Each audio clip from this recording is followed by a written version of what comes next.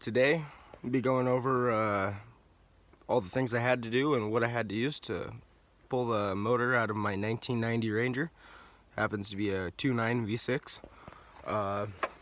It tossed a bearing cap off the connecting rod and locked everything up, ripped my oil pan up, dumped all my oil while I was driving. So let's go ahead and hop into this and tell you exactly where I started and all the processes I got to end up getting it to be pulled out. So the first thing I did was I pulled the battery cables, obviously. Got those out of my way, and what I like to do when I start pulling engines is I basically just grab the wiring harness where it's connected to the batteries and whatnot, or the battery, and I start unplugging all my connections. These were for my alternator, and it goes down. There's a tab bolted onto my engine, and then there was 3 plugs right here. 1, 2, 3. And they were all just laid over right here, connected to my engine's harness.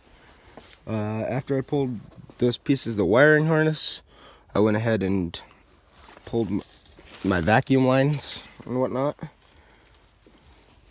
And I started pulling all my other piece of my wiring harness that happened to be ripped up, which is why I had no oil pressure light and didn't know my engine blew up, other than the sounds. After I pulled those, I went ahead and pulled off my fuel lines, which are surprisingly fancy steel rated lines. Believe this is your return. This is your fuel line. And I went ahead and pulled my power steering lines. I went ahead and just pulled them both from my steering box, got them out of my way. Had to deal with these transmission lines into the radiator. I also pulled the radiator out. Obviously, didn't have as much room as I could. I pulled the front clip off of it and the hood as well so I can get the engine out.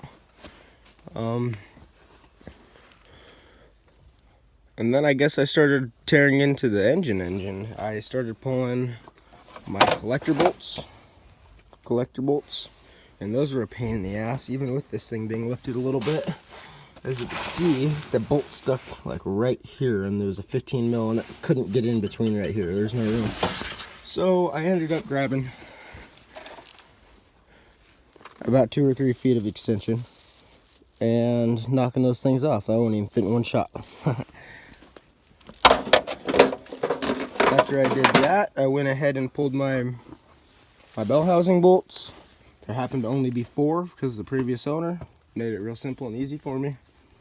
And then I proceeded to start pulling out my torque converter bolts, and I pulled one and realized that my engine was locked up, and I completely forgot. So when that bearing cap dropped in my engine, it locked everything up and made it so the engine would not cycle around and rotate, therefore making my transmission locked because the engine isn't going anywhere. So when I pulled my engine out, I left my torque converter on my flywheel and pulled it out.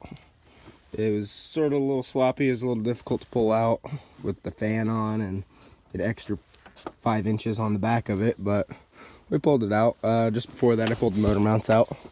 Other than that, I really think that's about it. I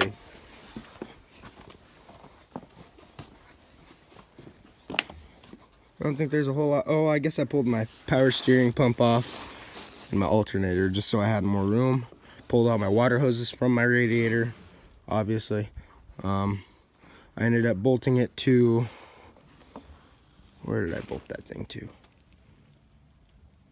I bolted it to the bottom of the manifold right here, just threw a bolt on it. And then on this side, I threw a bolt through the alternator hole. Threw it on the cherry picker and yarded this thing out.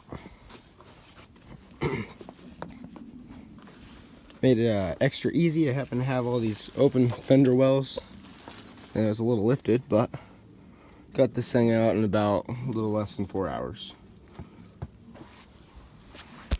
I almost forgot. I was going to let you guys know what all the bolt sizes were and whatnot. I know when I watch videos on how-tos, it makes everything 10 times easier knowing what you need instead of crawling under 6-7 times. So my hood latch bolts, those were 8 mil.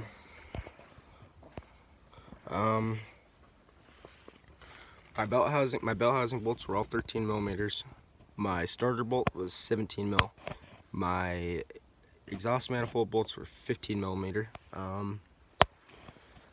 My power steering lines, I believe, were a 15.